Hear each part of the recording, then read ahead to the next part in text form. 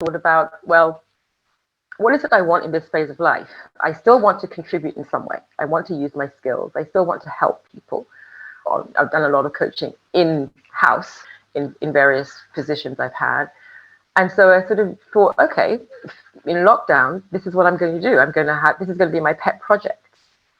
And I put a few feelers out, and the next thing you know, I started getting clients. And it started off with the coaching first. Then it morphed into strategic planning, which I've done a lot of in my career as well, in-house again. And then I thought to myself, it looks like there's a need here. I could distill the things that I love to do, just get rid of all the other stuff. Hello and welcome back to Resilient Entrepreneurs. Today we have a very special guest in Pat Phillip-Fairn. She's the founder and CEO of Objective Consulting Ltd. It's a company that provides strategic planning, content development, project management, and executive communications coaching services. And with over 30 years of experience in various industry sectors, she's a true leader and an expert in her field. But before starting her own company, our guest served as the Chief Product and Experiences Development Officer at the Bermuda Tourism Authority, where she was responsible for creating unforgettable experiences for visitors from around the world. And Laura and I were both very lucky to have worked alongside Pat during several years during that time. Pat's also a member of the International Coaching Federation, ICF, and a practitioner of ICF coaching principles. So she knows how to help people reach their full potential. We're so thrilled to have you on the show today, Pat. A very warm welcome to you. How are you doing? Very, very well. Thank you so much for having me. It's great to be with you. It's great to see you both as well. Yes, same, Pat. Thank you so much for joining us. So let's kick off right at the very beginning. I'd love to know, what was your first ever job and at what age? So my first formal job was a Saturday job, as we used to call it, back in London, where I grew up. And I worked at a department store on the hosiery section, in the hosiery department, which basically is tights and stockings and socks for women. Makes me think of, are you being served? Absolutely. If you think this was classic Are You Being Served type department store, it was really and truly. It had those characters and us young girls, sprinkled through on a Saturday morning. And it was enormous fun. My mum said that she watched me walking to the bus stop the morning of the first day. And she said, it's like you were taller. I was so proud to be going off and earn my own money and stuff like that. I got £6 for a Saturday, £6 and 72p. That was my pay, my first paycheck for that Saturday job. But my first actual being paid to provide a service would have been before that. It was some family friends. The daughter was about 8 years old, and she was struggling in school. She was struggling with reading, and then my uncle, family friend, he asked if I would help her. So I worked with her for the summer, just doing letters and getting her up to speed and so on. And she went back to school, and she was much happier. And he gave me a wad of notes, and he said, thanks, basically, thank you, because she's just a much happier kid now. So that was my first kind of side hustle, helping kids. A coach from the very beginning. When you think about it, yeah, I guess so. Yeah, that's impressive. And so what got you into tourism? What was the lure there? So I worked out of university for a company called Cable and Wireless, a telecommunications company. Know it well. And yes, and I happened to work for the Bermuda Caribbean division, and it meant working with various types of company, various categories, because we were providing service to everyone. And tourism kept coming in and out of that for me. When I eventually started traveling out to the region from London, went to see major clients who were in the tourism sector. When I ended up coming to Bermuda, second job in Bermuda, after leaving, go somewhere new, you get a sales job. I got the sales job, did the sales job, left the sales job. It was enough. And then 6 months later, applied for a job at tourism because I had kind of relevant experience. And that's how it happened. I ended up working for the Department of Tourism in the marketing department there. So, Pat, I'd like to know, how did you get from tourism to what you're doing now in more of the coaching space? So after really 30 years of working, and working in Bermuda on both sides of the economy. So I worked on the tourism side first, then went into international business on that side of things, which was absolutely great. Monetary authority, back to tourism. I decided it was time to take a break. And it was basically the second time in my career that I left with no plan, nothing to go to. And the first time, actually, it was to spend more time with a very small child, my son, at the time, and take a break then, and ended up consulting because I still needed to work, right? I've always had that drive. So at that time, I was editorial consultant. I did a lot of writing in the space before my son went to school full time. Then I went back into corporate after that. This time around, I felt like after the BTA, you ladies know, you worked on projects there with us. It was full on, intense. It was basically a huge startup, and it really demanded a lot out of everybody to get the thing running, and then to get new ideas out there and get people on board with new ideas and doing things differently and so on and so forth. Coaching again, I guess, throughout that process too. And so it was time to take a break. It really was time to take a break. And I flirted with the idea of retirement. And that was lasted about 5 minutes because I really still wanted to still do something. And my husband was like, yes, you need to do something. Yes, lady, you need to be occupied. So that's when I thought about, well, what is it I want in this phase of life? I still want to contribute in some way. I want to use my skills. I still want to help people. I did a lot of coaching through the BMA years as well. I've done a lot of coaching in-house, if you like, in various positions I've had. And so I sort of thought, okay, in lockdown, this is what I'm going to do. This is going to be my pet project. And I put a few feelers out, and the next thing you know, I started getting clients. And it started off with the coaching first. Then it morphed into strategic planning, which I've done a lot of in my career as well, in-house again. And then I thought to myself, you know what, I could just distill, it looks like there's a need here. I could distill the things that I love to do, just get rid of all the other stuff. So I've sort of filtered everything out. And I realized, yeah, it's strat planning, it's coaching, it's still writing. So I, just done a big technical writing piece for Ministry of Finance just now, that kind of thing. And yeah, and then just projects. I wanted, at this time of my life, flexibility to still make a contribution and to do interesting projects and work with great people. That's the business plan. That's brilliant.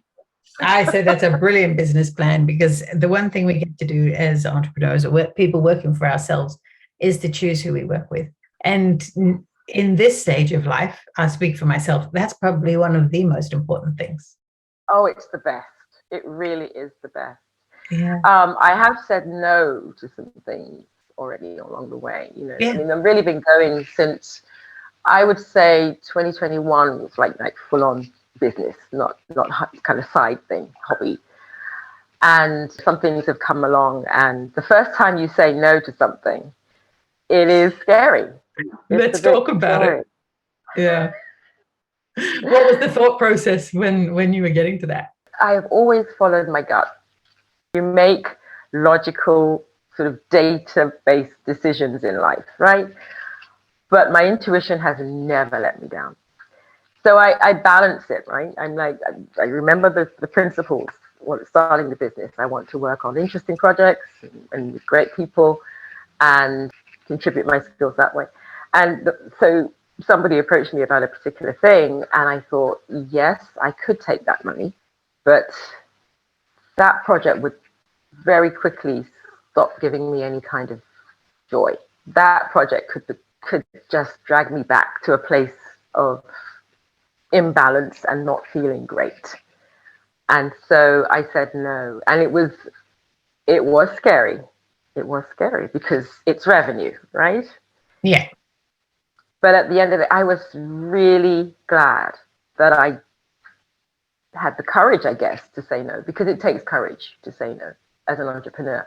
When somebody's presenting you with something that could add to your bottom line, and if it's a nice fee, it's a test. I took it as a test. Yeah. And I gave myself a good grade for saying no, because I realized, and as things turned out, when I looked at what happened with that, I made the right decision. As you do every time. Yeah. Do you believe that saying no opened you up for the next yes? Absolutely. And in fact, you saying that, not 2 weeks after saying no, I got a new project, which I still have and I love. Yeah. Love it. It opens the door. It makes space for something else. And if you look at it that way, it's less scary to say no. Yeah. Yeah, you almost have to go through that experience to know it, because the first time is terrifying, especially when your business is in the early stages, which, a lot of the people who listen to this podcast probably are in early stages of their business, and you're still trying to figure it out, and you just want to do this, like, say yes to everything. And what does that lead to, right? Overwhelm, scarcity mindset, imposter syndrome sneaks in, all the negative stuff, is just the hardest thing to get through in the early stages. So do you have advice for those people that are just starting out and are going through all those negative, fearful, nervous first steps out the gate? Like, what would you tell somebody maybe that you worked with that they were just like ready to take that leap into entrepreneurship, or just starting out and they're going through all those emotions? I would say be very, very clear on what it is that you're offering. What is your purpose, right? What is the purpose of your business? What is the problem you're solving? Be clear on that, because then you can stay focused, right? So if something is put in front of you that does not align with that, then it's easier for you to sort of retain clarity, get through I must say yes to everything that's put in front of me, right? If you're clear on your purpose and what it is that you're actually providing, then if something is put in front of you that doesn't align with that, then you can decide, okay, really, should I be doing this? Is this in my skill set? Or is this helping me to solve that problem I identified? Is it really in alignment with what I do? And sometimes who I am. Never forget your values as well as you go through the entrepreneurial journey, because that again can help you to stay focused and really understand what your objective is for your business. I mean, I named the business, and it's funny because I was going through the naming process, which is quite fun. And my husband, who was a serial entrepreneur, we did a bit of brainstorming, and he actually helped me to name the business, because I kept going back to always, and with my teams and in my career, always making sure that you're clear on your objective. I'll talk with the team and I'll say, okay, what are we trying to achieve here? If we don't know what our objective is, then we don't know what the desired outcome needs to be. That means we don't align what we're doing with that, right? We don't set a direction properly. We go off on a tangent if we don't know what we're trying to achieve. And so stay focused on your objective. Always have your values in sight when you're making these decisions.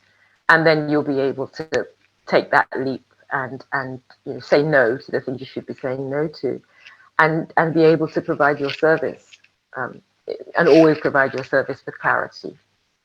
And it also helps you to attract the type of business that you do want, because if you're clear on your values and your objective, then when you're talking to people, that comes through, even if it's just a social setting or a networking setting. And then someone else will refer you to someone that they're talking to, and you don't even know where that next client came from some of the time. But if you're clear when you're talking to everybody about what you do, and I think it just multiplies in its power. Agreed. And we're Absolutely right. true believers in the values thing. In fact, it was really the very first thing that Laura and I did before we even started working together as 2 for 1 was we had a brainstorming session. We decided, you tell me what your values are and I'll tell you what mine are. And hey, presto, they aligned. And that's it. They went right up on the website, and it's been like that since the first day. Yep, that's great. It's great advice, yeah. It really does. It grounds you and it really strips things away. If you stay focused on your objective and really lean into your values, you can then make decisions with a lot more clarity. And do you have any thoughts that would help somebody get clear on their objective? Because a lot of the time when we're starting out, we have a bit of a vague idea about who we're going to serve and what the problem is that we're solving. But I find, in my experience, a lot of early stage businesses think they know that, but they're not crystal clear on it, or they're not very focused. They haven't niched down. They haven't really, they're not razor sharp on what their objective is. I think it's really good to, if you're not absolutely clear, is to get help with that. Look at the resources that are available. I mean, BDC, for example, I think is a great organization. I was on the board there for a while. Look at the resources that are around you. If there are entrepreneurs in your family, if you don't want to go that route, what you need to do is talk through, get a sounding board. Even if it's just to put the idea on the table and say, well, who is this for? And say to someone, does this make sense? Because sometimes you can be in your own head. As an entrepreneur, you really can be in your own head a lot of the time. And you don't necessarily, in those moments, give yourself the best advice, unless you really are very, very clear on what you want to do. So I would say get some feedback from a trusted source to help you get there if you're not clear on what it is that you're actually offering and who you want to offer it to. Yeah, that's so true. And we've talked about this before with other entrepreneurs. It's a lot of times the people closest to you, they want to protect you, right? And when people take that first leap into entrepreneurship, family and friends will often say, oh, are you sure you're going to lose your health insurance and, the guaranteed this and the safety of a job, which we all know is crazy and nonsense because no job is safe when you work for somebody else. So, but it's a much bigger risk to take that leap on your own. And I totally agree with you. The support is key. Finding a community, a mentor, a program like BEDC or Ignite as well is great for helping entrepreneurs get themselves off the ground and get that advice they need, from people who have been there before them. So that's why consultants like you and coaches are so important, because I think it helps get mindset right. And once you kind of get the mindset, other things fall into place, and learning things like you were talking about with the niching down to who and what and who you serve and what you do. So key. But people are often afraid of that, right? They're really afraid of niching. They're afraid of saying no. They're afraid of that. It's that scarcity mindset that we get stuck in, because it's like, oh, I don't know when the next client is coming. I don't know when the next payment is coming. And that is the most scary thing about entrepreneurship, especially in the beginning, until you sort of get your feet underneath you. So, that fear of failure comes into play really early. What's your mindset on failure? How do you embrace it? Yeah, I think failure is an opportunity, right? If you don't fail, if you don't have setbacks, you don't grow. So for me, that kind of thing is really a growth opportunity.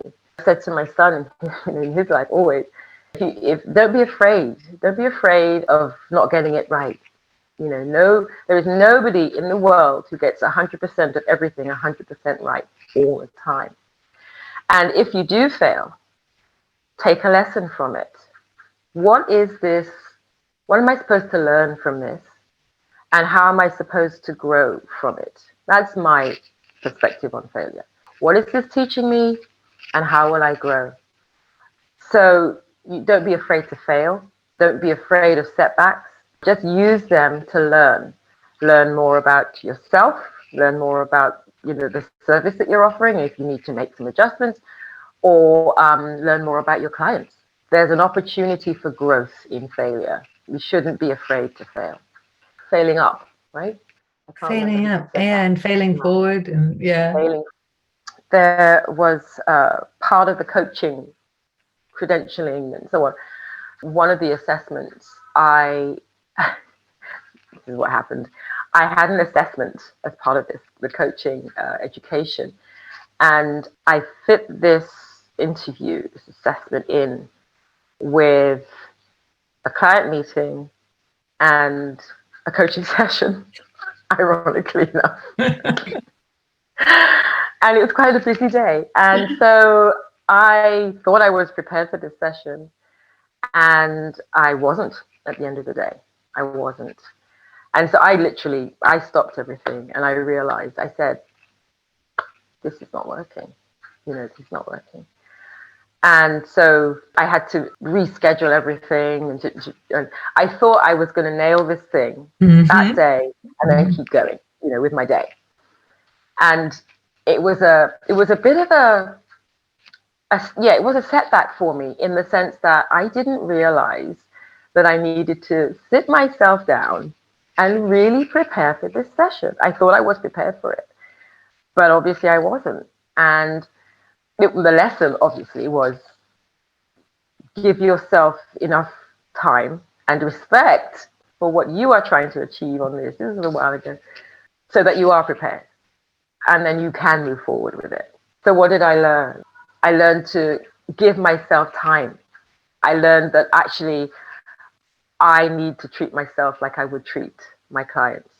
Be very prepared, be ready to serve them properly, and be ready to put my best foot forward in all situations for them.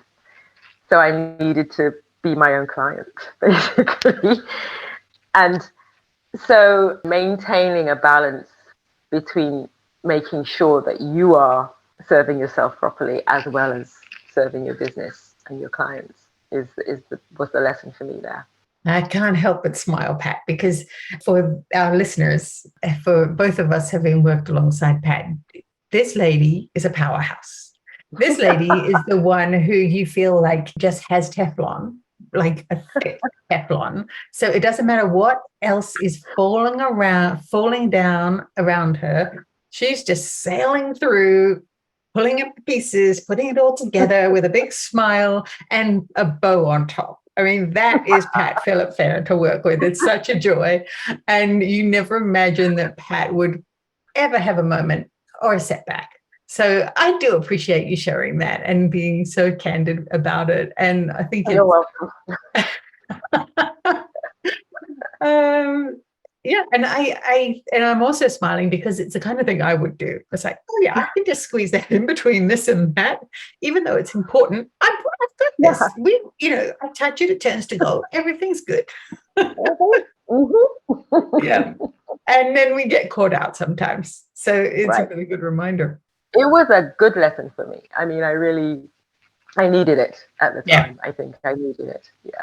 And just on the coaching thing, in the beginning of this episode, you said you kind of decided to be a coach, and the clients started coming, and it all just sounded so easy. And we have quite a number of coaches listening to this podcast as new entrepreneurs.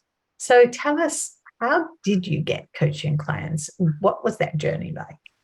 So I started looking and looking for resources around this when I decided, yes, I want to go and do this properly and get paid to do it, right? So I first of all did some learning and went online and did a few courses and started following some people online who are coaches and have successful, thriving coaching businesses. So I got a lot of tips and so on on how to build a business, and then started prospecting among people that I'd worked with. So, having started the business, it was the perfect opportunity to say, hey, everyone, this is what I'm doing now. I had a break, and this is what I'm doing now, and this is what I do, and this is how I help people. And I mean, I'm making it sound easier than it probably was, but you have to look around you to decide where you're going to prospect, right? As an entrepreneur, where are your customers? Where are your clients? And So I started, I sort of looked at it in circles, right, concentric circles. And the first circle was immediately who I've worked with before.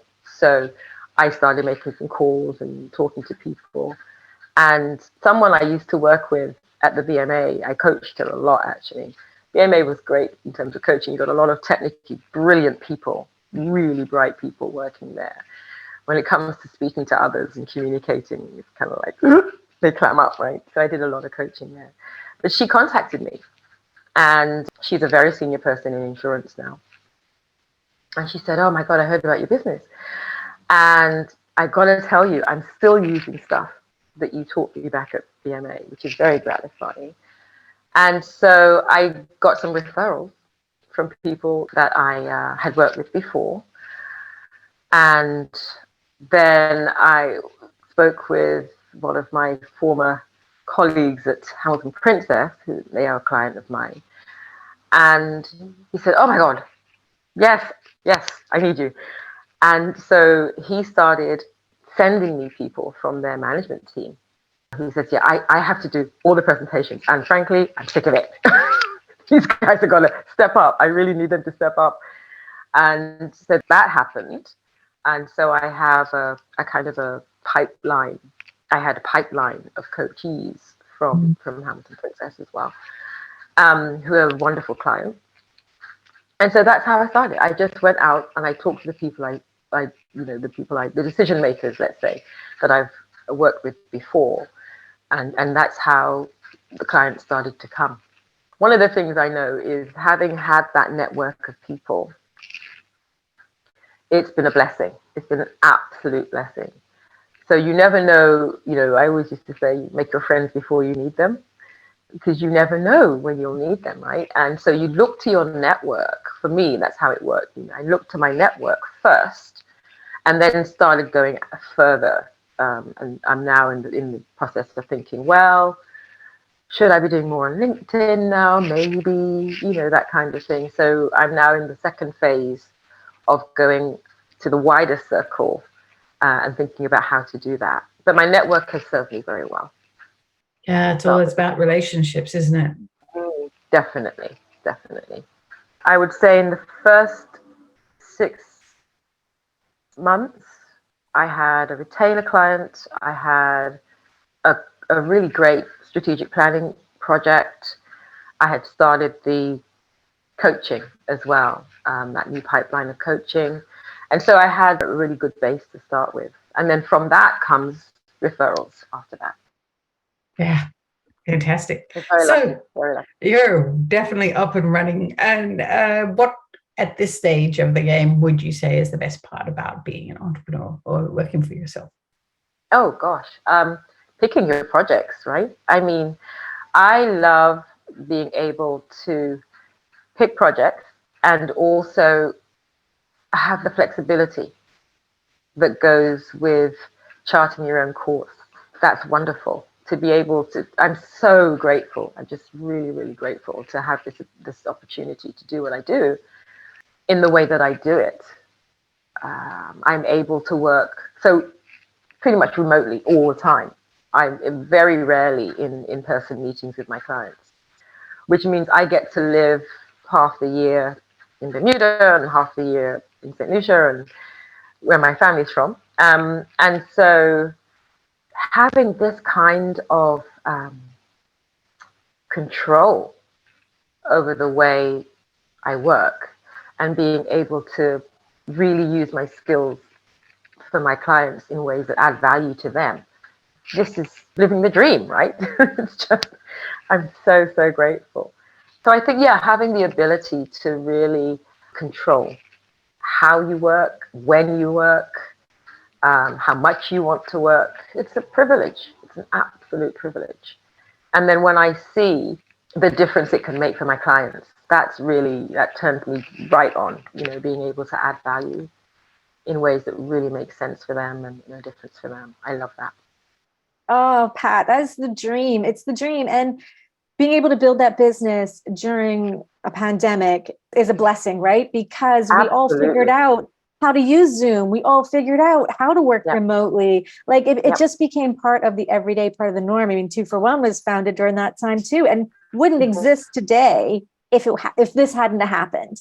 Right. You know, we wouldn't be talking to you in St. Lucia on a podcast. And so it's a huge blessing the way everything has worked out, and people like you who figured it out and found a better path for yourself and a new way forward. It's so exciting.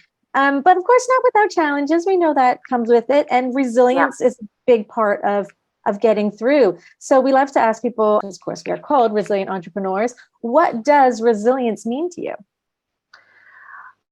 Resilience really is about picking yourself back up and keeping on going. I mean, in its essence, right? So to me, if you're knocked over by something, if there's a setback, you take the lesson, as I said, you know, decide how you're going to grow from that, and you keep going. Resilience is not stopping.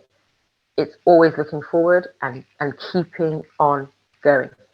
It can be hard. It can be really hard. I think, you know, I've been really, really blessed with getting this business together and the way that things have rolled out for me.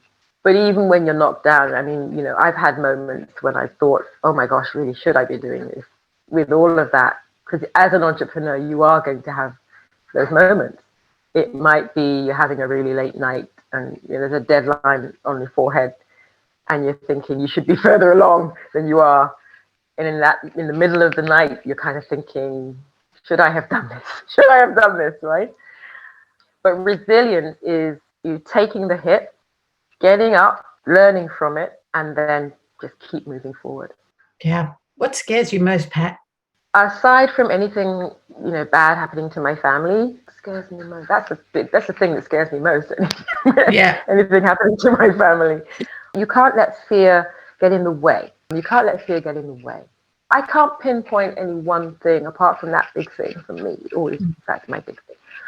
That scares you. You will have days that scare you. You will have weeks that scare you, right? Because of various things. But when you are scared, and I say this to even some of my coaching clients, you've got to use fear as fuel. You've got to use fear as fuel and run towards what scares you. This is a principle that I've had all through my career as well for myself. In fact, it's the title of my upcoming book. No, one day. I got it in mind. Not next week, but I have it in mind. Okay, what's the title? We'll look out for it. Run towards what scares you. I've really lived by that principle. I've done things that had me quaking in my boots in my career. Like what? Okay, I'll give you a story. One very, very early on in Tourism 101, the first time around for me in tourism, because BTA was the second time around for me. I had prepared a presentation for my boss at the time. And it was a very, very important presentation. It was going to be like 100 of the most senior travel agents from across the US were coming to Bermuda. It was a big breakfast presentation that he was going to make. And they were big producers for Bermuda, so they were really important. So I made this presentation, did this deck, you know, had ran through it with him, made sure I pinned him down to rehearse and all the rest of it. I knew this thing inside out. Come the morning, there's no sign of him. I'm at Hamilton Princess. There's 100 travel agents in the room. There's other people in the room. No sign of him. I'm getting really nervous. I finally get the message that he's sick and he can't come. And no one else was prepared to make this presentation. They had no clue. You know, he and I had gone through it, and I knew it, and so on. So who had to make the presentation? Yeah. So I ran to the bathroom. Just to make sure that I actually wasn't going to throw up, you know, and to stop myself from shaking. So I went back to the room, went to the podium. Thank God there was a podium. I hung on to I was literally telling this story last week to a group in a group coaching session. I hung on to this podium like my life depended on it. I think I left my fingerprints in it. And I had to make this presentation. But because I knew it, thank God, because I drafted it. But that was a huge saving grace, but I really was not expecting that. And at the time, I really did not want to present anything. I was happy producing decks for people and sending them on their way to do well and slay the room. But I didn't like public speaking at all. So I made the presentation to these senior people. And I got a rousing round of applause afterwards. Fabulous. And so, this is a growth opportunity, right? If you're confronted with something that is scaring you, like to all no end, embrace it.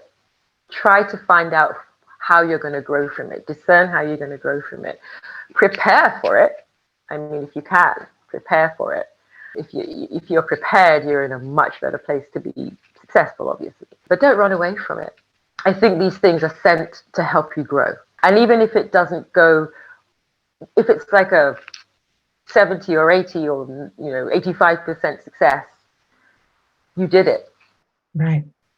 You did it. And that's another notch on your belt, another growth opportunity. So run towards what scares you. Great advice. Oh my goodness. So we're all going to practice that. Find something that scares you and run towards it. Laura and I often talk about the growth is outside of the comfort zone. And we sometimes talk, we'll look at each other in a meeting after, it has happened a couple of times. And we'll just say, feeling a bit comfortable here. What can we do to stretch? Yes. That's great. How can you stretch? What makes you stretch? I love that. Yeah. It's not talking to hundreds of strangers when you're not expecting to. But you know what? Sometimes it feels like it in the moment. So good on you. Great story. Thanks. And yes, you've shared some really fun examples today. And thanks so much for your candor and your wisdom and your experience. And I think it's going to be so helpful to all of our listeners. So it's been an absolute pleasure chatting, Pat. Thank you. Thank you for having me. I do hope it's helpful. I hope it's useful. Thank you so much. I enjoyed it. And that's a wrap for today's episode of Resilient Entrepreneurs. We hope you enjoyed hearing from our amazing guest and learned something new about resilience and entrepreneurship. Remember, resilience isn't just a trait, it's a skill that can be learned and developed. And if you want to stay connected with us and hear more inspiring stories, be sure to hit that subscribe button and follow us on social media. And if you know somebody who's a resilient entrepreneur and would be a great guest on our show, we want to hear from you. Please reach out. Thanks for tuning in, and we'll catch you on the next episode of Resilient Entrepreneurs.